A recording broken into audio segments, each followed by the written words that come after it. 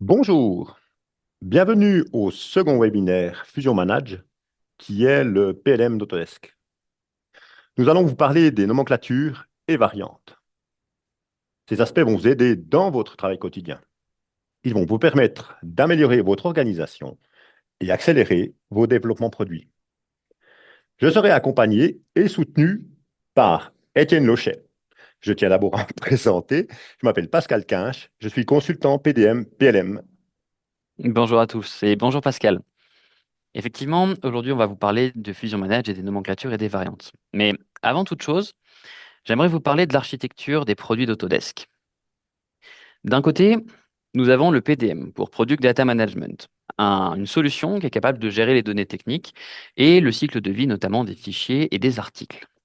De l'autre, on a le PLM pour Product Lifecycle Management, une solution qui permet de mettre en collaboration les équipes, les processus et les données pour gérer le cycle de vie des produits, de leur création à leur fin de vie.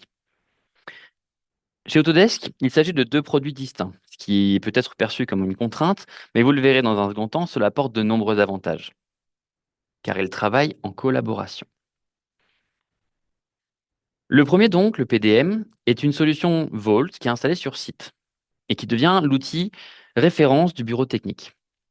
Il permet, il est complètement intégré à Inventor et AutoCAD, permet de gérer les conceptions en simultané, de gérer tous les cycles de vie des articles et des fichiers et de normaliser toutes vos données. De l'autre, Fusion Manage pour le PLM, une solution qui est complètement cloud et qui vous permet de gérer différents modules. En l'occurrence, celui qu'on va regarder aujourd'hui, celui des nomenclatures et des variantes. Ces deux solutions sont faites pour travailler de concert et depuis la version 2026, elles sont connectées de manière bidirectionnelle. Fusion Manage est une solution qui est au centre de toutes les communications entre Vault et des solutions plus après, typiquement le RP.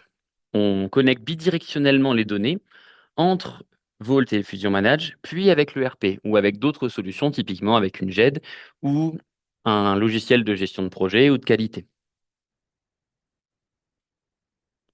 Fusion Manage est une solution qui est développée par module. Encore une fois, aujourd'hui, on va s'intéresser à celui qui est centré sur les nomenclatures et les variantes, mais beaucoup de nos clients nous ont déjà demandé de mettre en place des solutions, par exemple de gestion de projet ou de qualité, une boîte à idées.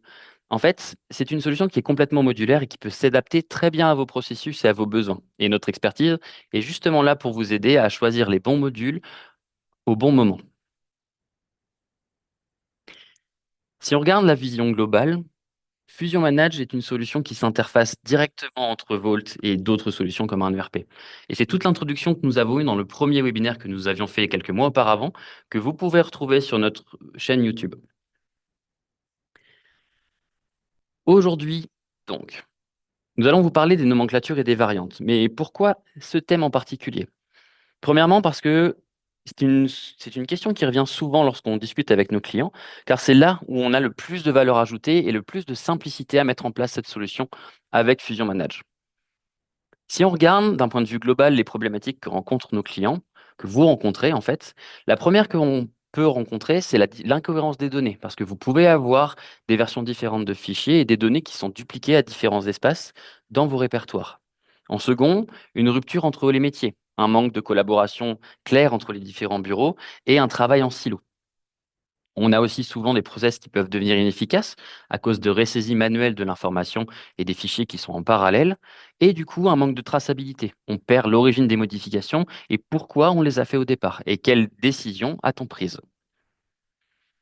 En plus de ces problématiques-là, on a souvent des produits qui ont leur propre complexité et qui sont travaillé par plusieurs personnes.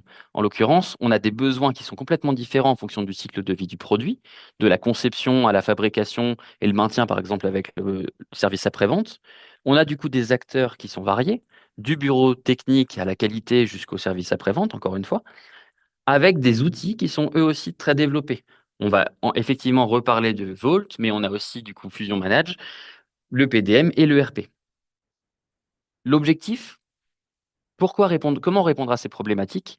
En fait, c'est là où les nomenclatures commencent à essayer de répondre à tout cela. Si on regarde l'évolution d'une nomenclature, on commence toujours par ce qu'on va appeler une CBOM, une nomenclature de conception, qui est générée par le bureau d'études et qui va gentiment évoluer jusqu'à une nomenclature d'engineering, qu'on va appeler une IBOM, toujours gérée par le bureau d'études. Ensuite, on pourrait mettre en place ce qu'on va appeler une MBOM, une nomenclature de fabrication gérée et maintenue par un bureau des méthodes ou un bureau d'industrialisation. Et on pourrait ensuite voir naître une LBOM pour une nomenclature de logistique ou une SBOM pour une nomenclature de service après-vente. Dans le webinaire qu'on va vous présenter aujourd'hui, on va se concentrer sur deux de ces nomenclatures, la IBOM et la MBOM. Mais il est clair que, par exemple, pour la nomenclature de service après-vente, la SBOM, toutes les solutions que nous allons vous montrer aujourd'hui sont mises en place exactement de la même manière, avec des outils qui sont plus ou moins les mêmes, mais on garde cela sous le coude parce que cela fera sans doute l'objet d'un futur webinaire, typiquement orienté service après-vente. Mais alors, quelles sont les problématiques que l'on rencontre avec ces nomenclatures? Typiquement, on a des données qui sont dispersées et incohérentes. On peut avoir des difficultés à les synchroniser parce qu'elles sont variées et mal maîtriser les impacts qu'on a depuis la nomenclature de définition jusqu'à la nomenclature de fabrication, par exemple. Et ensuite, on a du travail en silo et des échanges qui sont toujours par email avec des fichiers Excel ou des fichiers Word qui sont complètement différents. Mais alors, comment solutionner ces problématiques qui sont autour des nomenclatures? Si on a des données qui sont dispersées et incohérentes, il faudrait simplement avoir une source unique des données. Si les nomenclatures sont difficiles à synchroniser, une synchronisation résolverait le problème. Pour comprendre plutôt les impacts que l'on a lors d'une modification, on devrait avoir une traçabilité des informations. Et enfin, il faudrait que chacun des bureaux puisse collaborer de manière claire et transparente. En fait, toutes ces solutions sont apportées en une simple réponse, Fusion Manage, qui connecte les données, les individus et les processus, car il a été designé de cette manière-là. Si l'on reprend du coup la source unique de données, avec le lien aux nomenclatures, la traçabilité des modifications, des transformations et la collaboration entre les équipes, et qu'on le translate qu'on l'intègre dans l'environnement d'Autodesk. On va avoir la source unique de données qui est Inventor, duquel on envoie les données dans Vault professionnel. Et à partir de là, on envoie toutes nos données dans Fusion Manage pour faire justement le lien avec les nouvelles nomenclatures, suivre les modifications et collaborer. Aujourd'hui, donc, on va repartir d'une nomenclature de définition, une IBOM, de laquelle on va être capable de gérer des variantes et une nomenclature de fabrication.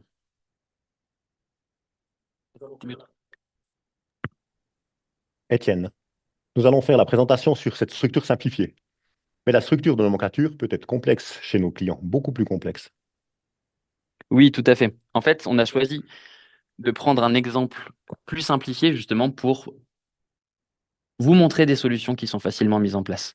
Mais il est clair que on pourrait, à partir des variantes, régénérer des nomenclatures de fabrication et encore des variantes. En fait, c'est grâce à notre expertise et au process que vous voulez mettre en place qu'on va être capable de générer une solution qui est complètement adaptée à vos besoins et qui sera la plus simple possible et cohérente pour les utilisateurs.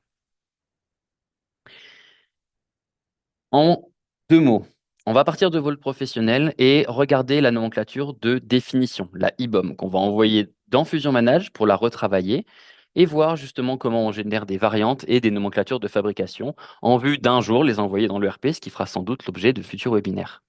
L'idée, c'est que Fusion Manage va nous permettre de voir toute la traçabilité de toutes ces évolutions et de synchroniser les données depuis le point de départ jusqu'à l'obtention du résultat qu'on attend. Enfin, on reviendra succinctement sur les rapports qui peuvent être générés par Fusion Manage pour vous montrer qu'on peut avoir des informations en temps réel sur toutes nos données. Bref, commençons avec l'engineering nomenclature, la nomenclature de définition. Pourquoi on s'intéresse à celle-là? C'est la première qui est générée dans Inventor. Et on l'envoie dans Vol professionnel pour récupérer les nomenclatures, effectivement, les propriétés et tous nos fichiers associés. Fichiers associés qui vont souvent être générés par notre job processor, qui va nous permettre de créer tous les fichiers de visualisation, que ce soit des PDF, des STEP ou des DXF. En clair, on va s'intéresser à toutes les données qui sont centrées sur les besoins techniques pour les envoyer dans Fusion Manage. L'objectif, partager cette nomenclature avec tous les bureaux qui ne travaillent pas dans Vault, les bureaux des méthodes, la production, le SAV, justement grâce à l'envoi de la nomenclature de définition. Objectif, La traçabilité, on garde le lien avec Vault et avec la nomenclature de base pour centraliser les données ensuite dans Fusion Manage, apporter une vision transverse à tous ces bureaux pour faciliter la collaboration entre les équipes. Mais alors, Pascal, est-ce que tu pourrais nous montrer à quoi ça ressemble dans Fusion Manage? Volontiers, Étienne. OK. Là, vous voyez mon écran maintenant. Donc là, oui. Ah, encore pas. Vous voyez mon écran. Donc là, comme tu l'as expliqué, je vais partir de Vault. Donc là, dans Vault, on voit un exemple d'un mouvement horloger. Donc on a ici les fichiers de conception et vous avez la nomenclature de conception. Donc ce qu'on va faire, c'est créer une nomenclature d'articles que l'on appelle la nomenclature de définition, qui se trouve être ici, où l'on rajoute des informations. Et puis, une fois que cet article est publié, on va pouvoir l'utiliser dans Fusion Manage. On a plusieurs manières, façons d'aller dans Fusion Manage. Depuis le Vault, maintenant, on a la possibilité d'aller directement depuis là. On a les informations qui sont liées à Fusion Manage et on peut ouvrir dans Fusion Manage. Je me retrouve directement dans Fusion Manage avec l'article. On voit que les informations provenant de Vault s'y trouvent. On y retrouve ici toutes les informations sur cette partie-là. La partie qui nous intéresse aujourd'hui, ce sont les nomenclatures. Vous avez une vue ici de la nomenclature de définition. Vous avez dans cette vue-là, qui est les données PDM, vous avez la liste une ribambelle d'informations, la liste des articles avec une petite indication quant au fait que ce soit des assemblages ou des pièces, la liste des fichiers qui sont attachés et puis des informations qui sont liées dans le PDM, dont le statut, l'état du PDM. Pascal, quand tu as passé ta souris sur les pièces jointes, j'ai cru voir que ta souris avait changé. Oui, c'est ça. C'est-à-dire que directement depuis la nomenclature, on a la possibilité d'accéder aux fichiers qui sont attachés. Donc, je clique ici et puis j'ai la liste des articles, des fichiers qui sont liés à mon article. De cette manière, quoi que je fasse, j'ai la possibilité d'atteindre directement toutes les informations que j'ai besoin depuis ma nomenclature. OK. Maintenant, on a vu ces données PDM. On va travailler sur d'autres besoins. Donc, on voit que ça, c'est des informations qui viennent du PDM, mais on pourrait avoir des besoins qui sont liés, par exemple, à la conformité. Donc là, on utilise la nomenclature de définition et on enrichit les informations avec. On enrichit les informations. On voit ici qu'on a les informations de compliance. Donc, on a les informations qui concernent le ROHS, le REACH et le conflit minéral. Toutes ces informations peuvent être renseignées dans Fusion Manage et puis on a des indicateurs qui nous permettent de voir très facilement ces informations de manière visuelle et beaucoup plus rapide. Aujourd'hui, Pascal, les informations qu'on monte là avec ces indicateurs-là, c'est des choses qui sont complètement personnalisables ou c'est des choses qui sont définies par le système et auxquelles on ne peut pas modifier?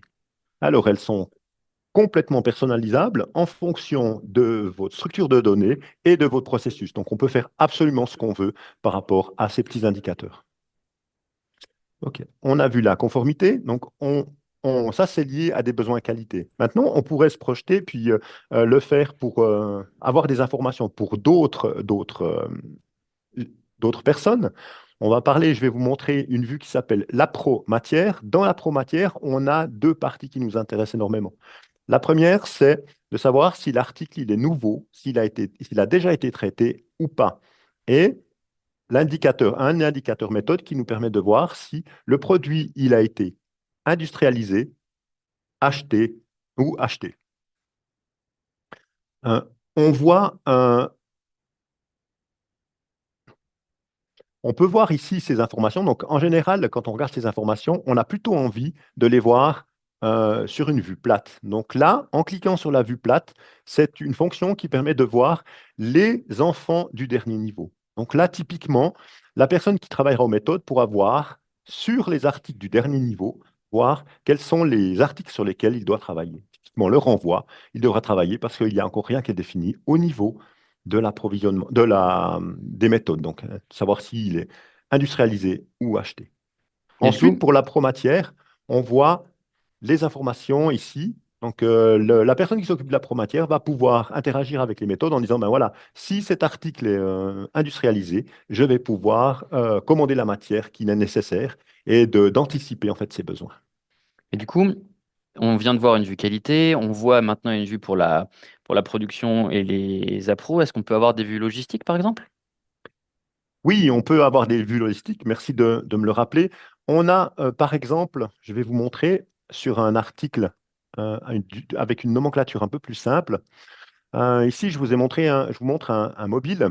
Donc, dans ce mobile, on a une nomenclature, on a plusieurs composants. Il arrive que, un assemblage soit commandé chez un fournisseur. Donc, on doit transmettre les informations de toutes les pièces qui le constituent. Donc, là, typiquement, on a le mobile qui est l'assemblage, plus un axe et une planche. Et sur cette partie-là, ben, il arrive souvent que la logistique doive rechercher en fait l'ensemble des informations et les transmettre aux fournisseurs et ça leur prend beaucoup de temps. Sur cette partie-là, on a ici euh, une, euh, une vue qui s'appelle export dossier plan. Et de cet export dossier plan, on a la possibilité d'exporter le fichier vers un fichier Excel et de télécharger les pièces jointes. Alors, si je le fais, on voit en fait il génère en fait un rapport qui est de ce type-là, où on a exactement les mêmes informations, donc les références, et les fichiers qui seraient nécessaires pour le fournisseur, cette partie-là.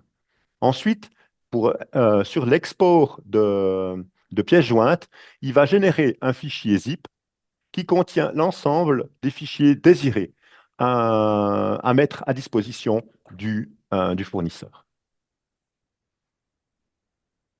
Voilà, ça veut dire que par rapport à ce qu'on a vu sur les nomenclatures, dans cette première partie, on voit que on a la possibilité, depuis la nomenclature de définition, d'ajouter des informations toujours dans ces vues de nomenclature et de pouvoir les exploiter pour l'ensemble des collaborateurs, c'est-à-dire des personnes qui continuent le travail autour de la nomenclature de définition, les méthodes, la qualité et la logistique.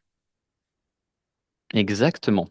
En fait, grâce à Fusion Manage et au lien bidirectionnel entre Vault et Fusion Manage, on vient de prouver qu'on avait tout à fait la traçabilité dont on avait besoin pour centraliser les données dans Fusion Manage et donc offrir, grâce aux différentes vues, une vision transverse de la nomenclature de définition et donc la collaboration déjà au premier niveau de nomenclature. Et donc, on vient d'avoir un package pour justement notre nomenclature de définition. On va maintenant aller un cran plus loin et commencer à s'intéresser aux variantes. Justement, on repart de notre nomenclature de définition, notre fameuse IBOM, et on va essayer de générer deux variantes, une variante de matière et une variante de terminaison. Mais alors, qu'est-ce qui nous intéresse dans Fusion Manage à ce niveau-là? En fait, on va chercher à faire varier une propriété, tout en gardant la même nomenclature que celle de définition. L'objectif, c'est d'avoir un logiciel qui est complètement configurable pour apporter de la flexibilité et décharger le bureau technique de nombreux choix techniques, justement. Et mais du coup, Pascal, encore une fois, est-ce que tu peux nous montrer à quoi ça ressemble dans Fusion Manage, cette partie des variantes? Oui, excusez-moi, je partage mon écran. Voilà. Euh, on va partir sur un exemple de bracelet de montre. Ici, vous avez ce bracelet. On va partir de nouveau sur cette nomenclature.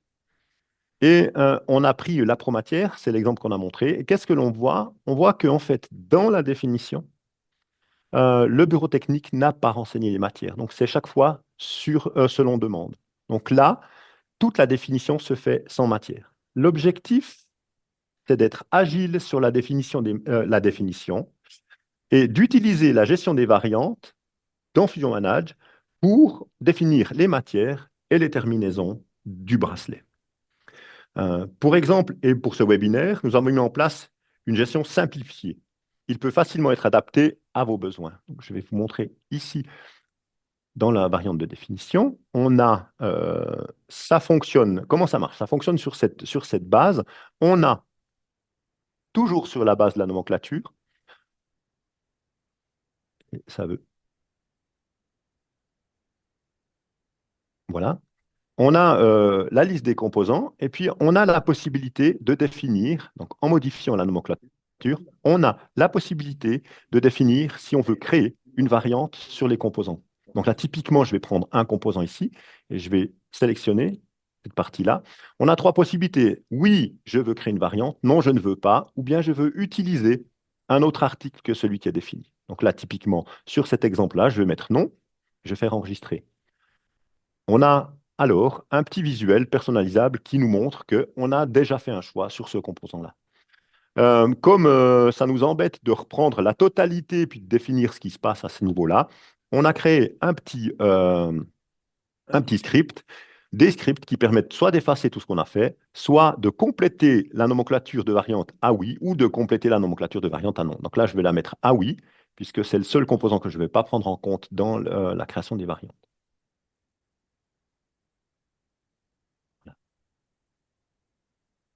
Et Euh, les scripts dont tu parles, c'est des choses qui sont complètement personnalisables? Oui, c'est complètement personnalisable. Ça, c'est pour simplifier la vie et puis pour la démonstration. J'ai fait ces trois utilitaires. On peut imaginer que si vous avez des besoins spécifiques, on peut le faire très, très facilement. Je vais juste remettre à jour. Ok.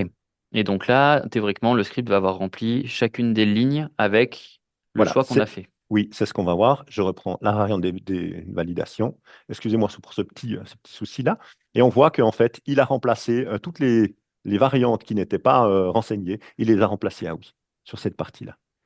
Maintenant, ça, c'est sur la nomenclature de base, on a défini ce que l'on voulait. Maintenant, comment est-ce qu'on va gérer nos nomenclatures? Donc là, sur cette base, on va pouvoir créer une variante. Donc, je viens créer ma variante, je change de workspace. Le workspace, vous pouvez en voir la définition sur notre premier webinaire. On en a parlé sur cette partie-là. Et là, vous avez un écran qui permet de renseigner les informations nécessaires pour la création des variantes. La première partie, c'est j'ai besoin de renseigner l'article de base. Donc, c'est bien le bracelet que l'on a renseigné, on le retrouve ici. Ensuite, les variantes matière. Je vais choisir la variante matière avec laquelle je veux faire une nomenclature complète.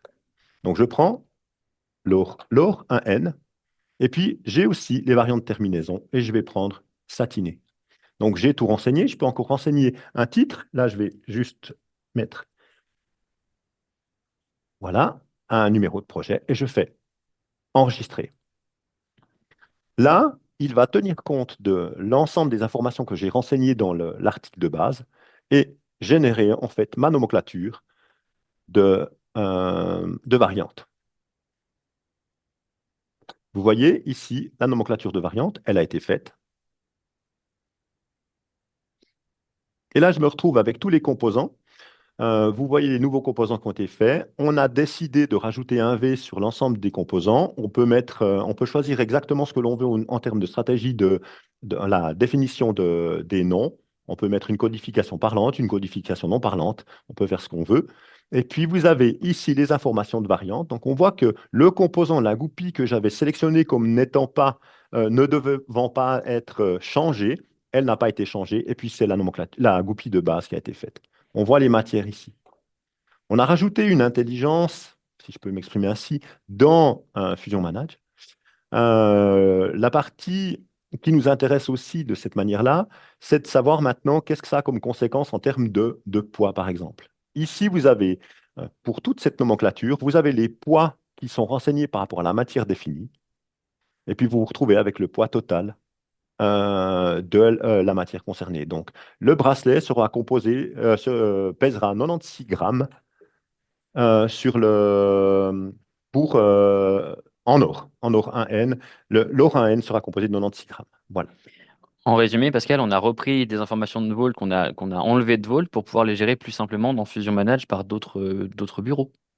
Oui, c'est ça, exactement. Donc là, de cette manière-là, on va simplifier la création de nomenclatures qui sont liées à la production et puis rester agile, devenir agile par rapport à des besoins ou des demandes qui sont des demandes clients, des demandes du marché.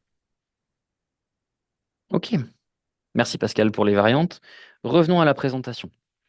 On va du coup revoir ce qu'on avait défini. L'objectif était de voir que les propriétés étaient variables. En l'occurrence ici, c'est bien ce qu'on a vu avec nos matières et nos terminaisons. On a bien réutilisé la nomenclature avec le choix qu'on a fait. Et du coup, tout a été configuré en amont justement pour apporter la flexibilité et pouvoir faire en sorte que le bureau technique n'ait pas à faire tous les choix en amont. On a donc pu faire notre nouveau paquet de variantes. Ok, maintenant, on voit qu'on a bien nos liens entre les propriétés et la nomenclature. On peut aller au point suivant, à savoir les nomenclatures de fabrication, les fameuses MBOM. Dans ce cas-ci, on oublie les variantes pour un moment et on va essayer de voir, de comprendre comment on les fabrique. En fait, elles partent des nomenclatures de définition, ce qu'on a vu juste avant, et le but du jeu, ça va être d'adapter la nomenclature. Pourquoi? Pour pouvoir faire, par exemple, de l'industrialisation ou de l'assemblage, avec comme objectif principal de générer des articles pour adapter cette nomenclature. Encore une fois, Pascal, j'ai besoin de ton aide. Est-ce que tu peux nous montrer à quoi ça correspond dans Fusion Manage? Parce qu'il me semble que c'est différent par rapport aux variantes. Oui, absolument.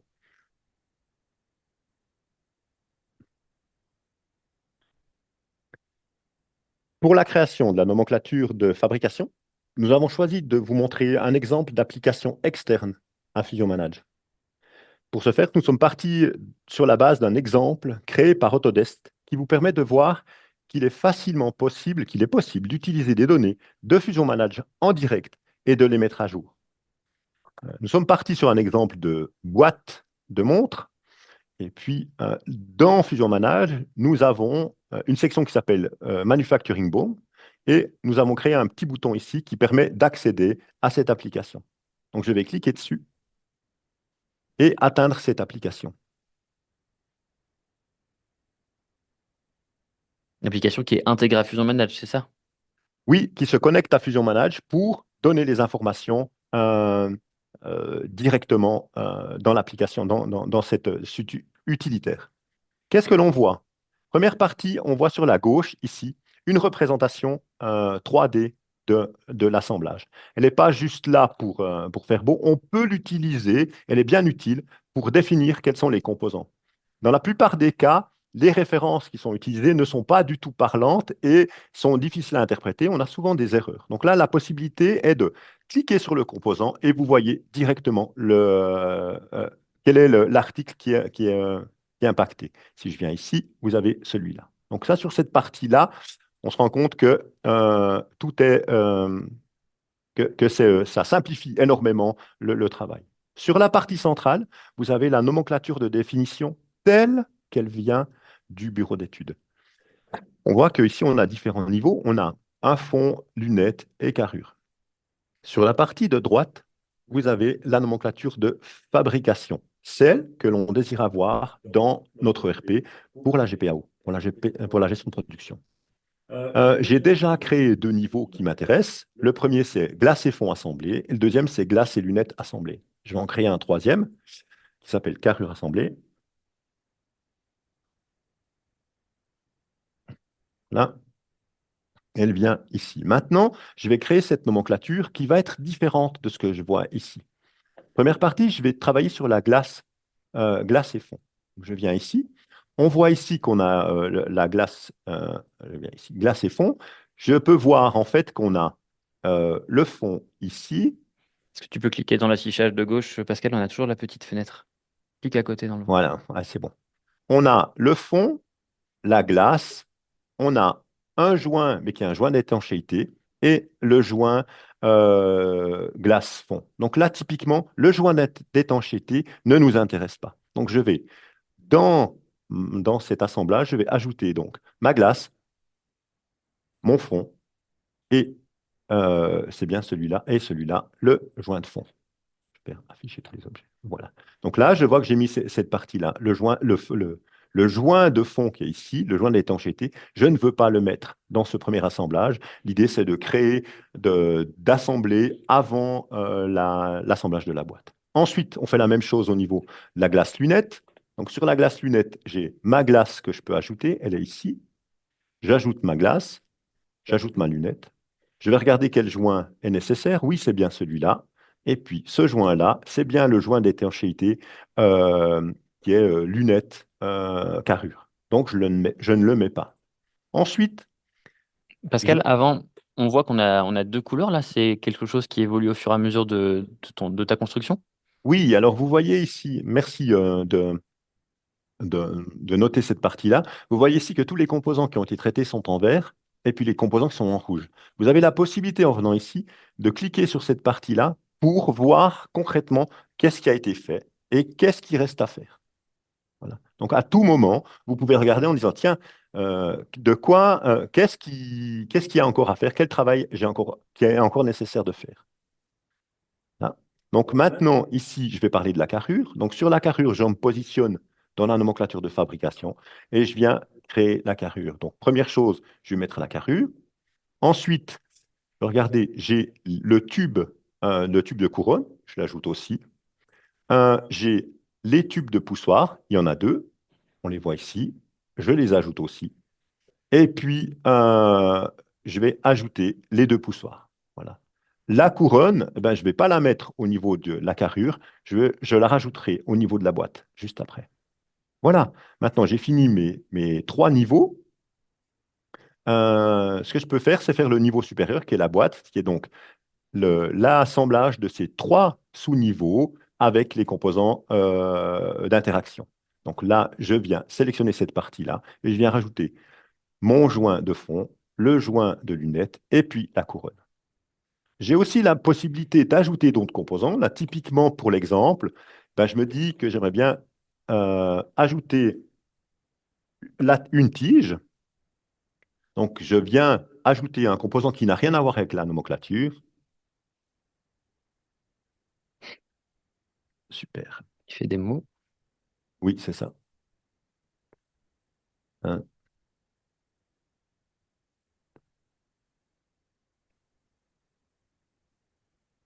Alors, En bien. théorie, du coup, on est capable de Voilà. rechercher. Exactement. On est capable de rechercher la tige et puis de venir la glisser dans notre nomenclature. Désolé pour ce petit désagrément. Voilà. Donc, sur cette partie-là, on voit à ce niveau-là que maintenant, toute la barre est en vert. Donc, on a absolument tout placé de cette partie-là. Donc, on peut le vérifier. Toutes les quantités sont identiques. Elles sont reportées dans cette nomenclature de fabrication. Ok. L'avantage pour vous, c'est de pouvoir le faire de manière très sereine, c'est-à-dire de pouvoir y aller au niveau de le créer au niveau visuel, de vérifier si des choses ont été oubliées, et c'est le système qui le fait pour vous. Et de cette manière-là, vous êtes sûr que tout a été pris en compte par rapport à la nomenclature de définition. Merci Pascal. Exactement. En fait, on voit bien qu'on a une adaptation de la nomenclature, qu'on est capable de générer pour, par exemple, un besoin d'assemblage et qu'on a créé des articles spécifiquement pour ce besoin-là. Ok, donc ça veut dire qu'on est aussi capable de regrouper tout ça dans une case et qu'en fait, on voit bien qu'on a des liens directement sur la nomenclature. Si on va plus loin, on pourrait refaire comme ce qu'on a fait dans notre schéma initial, à savoir refaire une variante à partir de la nomenclature de fabrication, mais qui ferait directement des liens vers la nomenclature de définition. L'objectif étant, comme l'a dit Pascal juste avant, d'envoyer toutes ces données vers un ERP, ce qui fera sans doute l'objet d'un futur webinaire. Mais alors, comment faire en sorte d'avoir de la traçabilité et de la gestion des modifications dans Fusion Manage? Ou plutôt, quelles sont les problématiques qu'on rencontre à ce niveau-là? En fait, on a toujours un besoin de synchroniser les données pour justement éviter les erreurs. L'objectif étant d'améliorer la collaboration et de structurer facilement vos processus. Concernant la gestion des modifications, on veut maîtriser le changement pour justement analyser simplement les impacts que vous avez lorsque vous faites une modification et du coup pouvoir les suivre. Et encore une fois, concrètement, Fusion Manage a été construit de cette manière-là. Et donc, c'est pour ça que c'est un outil parfait pour assurer la traçabilité de vos produits et l'évolution de tous vos processus. Si on reprend un processus de base qui consiste à faire modifier et à faire évoluer un article ou un produit, avec par exemple un ordre de modification. Dans Fusion Manage, on va être capable de poser des processus qui sont en amont. Typiquement, un processus pour améliorer et optimiser le produit, par exemple avec une standardisation ou une réduction des coûts. On pourrait tout à fait aussi voir que le service après-vente revient avec des demandes ou alors avec une obsolescence fournisseur qui engendrerait un ordre de modification. On peut aussi, de par d'autres modules, typiquement un module de qualité, mettre en place des non-conformités ou des correctives actions, préventives actions, qui dérouleraient de mesures et qui nous permettraient, elles aussi, de créer des ordres de modification. En bref, on peut, de par les processus, venir impacter directement nos données, données qui sont en lien avec Vault et avec les nomenclatures suivantes. Mais justement, Pascal, encore une fois, est-ce que tu peux nous montrer dans Fusion Manage à quoi ça correspond et comment ça se traduit tout ça? Oui, volontiers, Étienne. Donc, je vais partir d'un exemple, c'est un moteur d'avion, sur un moteur d'avion. J'ai pris cet exemple parce qu'il y a énormément de composants qui le composent. Donc, ça permet de voir des nomenclatures assez imposantes. Donc, sur cette partie-là, on voit que, en fait, sur ce composant, on voit qu'on a une révision A. Pour cette société, on a une partie qui est allée en prototypie, qui allait 1, 2, 3, 4. On avait une référence qui était prototype 1, et puis on est passé en production. Donc, les méthodes ont créé la nomenclature sur la base du prototype. Maintenant, les méthodes ont été informées de la mise en production de ce composant-là. On verra dans un prochain webinaire comment est-ce que les méthodes peuvent être informées par rapport à ces changements de cycle de vie ou ces changements euh, de développement de produits. Donc là, typiquement, il va prendre la nomenclature, toujours sur la base de cette nomenclature, puis se dire, maintenant, est-ce qu'il y a des choses qui ont changé? Vous avez des informations ici, typiquement une information qui vous montre que le composant est en modification et que cette modification n'a pas été complètement déployée sur cette partie-là. Donc là, j'ai pris les données PLM, on peut prendre n'importe quelle vue, il va nous montrer les différences par rapport à cette vue. Donc là, je vais clairement comparer des nomenclatures. Je vais y arriver. Hop, voilà. Je vais mettre en surbrillance. Je vais comparer deux révisions. Et puis, euh, voilà. Et puis faire OK. Donc là, il va me montrer clairement quelles sont les différences qui ont été apportées dans cette nomenclature. On voit que ici, il nous a montré que l'article de tête a changé de révision. Et sur cette partie-là, on voit que un article a été modifié. On est passé d'une quantité de 18 à 20. Donc, il y avait une erreur dans cette partie-là. Et qu'en fait, un article a été ajouté. C'est une rondelle pour cette vis qui est utilisée là. Donc, on a la vue exacte de ce qui a été modifié. Donc, on a une traçabilité complète par rapport aux différentes révisions. Ok, mais alors du coup concrètement pour l'utilisateur, comment ça s'impacte pour par exemple la traçabilité de son processus? Qu'est-ce qu'il va faire ensuite? Oui, c'est vrai que si on regarde cette liste, ça restera toujours très compliqué d'appliquer ces modifications dans la nomenclature parce qu'on ne se souvient pas forcément de la complexité de la nomenclature de production ou de la complexité de la nomenclature de, de définition. Donc là, si je reprends les outils qui avaient été utilisés, je vous ai montré avant l'outil qui a été utilisé pour la création de la nomenclature de manufacturing. Donc, il va réutiliser la même application. Donc, en cliquant dessus, il se retrouve toujours attaché à la même application. Et cette fois, avec euh, ces nomenclatures et ces composants. Donc, on voit ici, on a la nomenclature de définition et la nomenclature de fabrication telle qu'elle a été faite en révision 1 pendant la prototypie. Vous voyez que sur la partie du bas, on en parlait tout à l'heure, vous avez la partie verte, orange et rouge. Donc là, le vert, c'est tout ce qui match exactement entre la nomenclature de définition actuelle et la nomenclature de fabrication. Et je vais pouvoir voir qu'est-ce qui a changé. Donc en cliquant dessus, il va me montrer visuellement quels sont les composants qui sont impactés par cette modification. La modification, on voit ici que avant, on avait mis notre nomenclature à 18 composants. Ici, on est à 20. Donc, ce que je vais faire, c'est que je vais prendre cette partie-là, je vais revenir ici pour vous montrer, on a plusieurs façons. On voit ici 18 à 20, je peux le changer ici directement ou venir mettre à jour par rapport à la nomenclature de définition. En cliquant, tac. Ah, désolé. Tu l'avais sectionné en bas, c'est pour ça. Ouais, excusez-moi. Et ici, on voit que maintenant, c'est OK, que ce composant a été mis à jour de ce côté, et il est vert, donc il dit que tout est cohérent, la quantité et la référence. Et puis là, on voit maintenant sur le rouge, on voit ici, il est ici, que les rondelles qui ont été ajoutées pour ces vis, elles ne font pas partie de la nomenclature de fabrication. Donc, je peux alors les ajouter.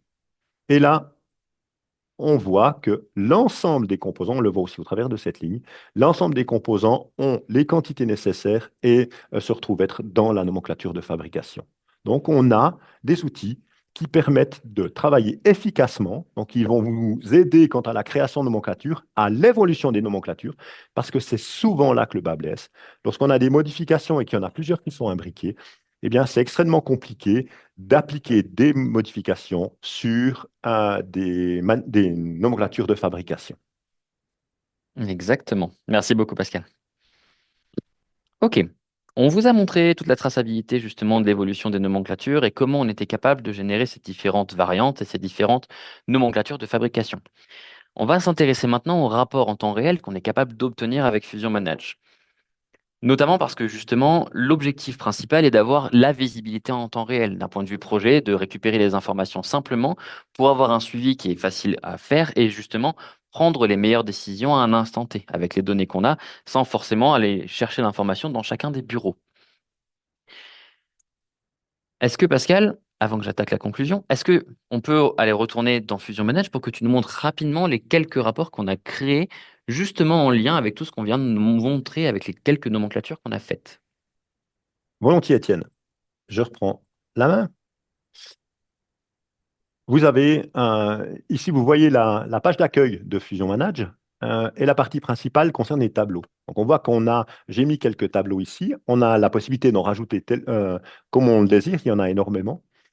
Étienne en a créé deux qui nous intéressent. Le premier, c'est les variantes matières par rapport au bracelet Urine Engineering. Donc là, si je clique ici,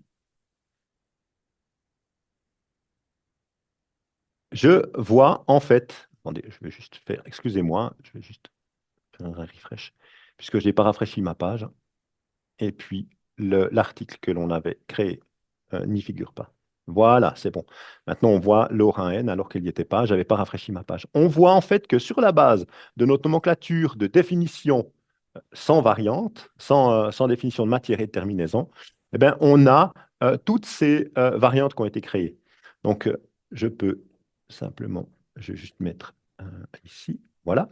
On voit en fait que sur l'acier, j'en ai trois de variantes, sur l'eau et sur les ors, j'en ai chaque fois une, et on peut voir en fait toutes les variantes qui ont été créées. Donc, ça permet de voir, de suivre en fait le travail qui a été fait sur les dérivés, les variantes dérivées de cette définition de bracelet HE. Ça, c'est le premier exemple. Le second exemple qui a été créé par Étienne, c'est l'approvisionnement par projet.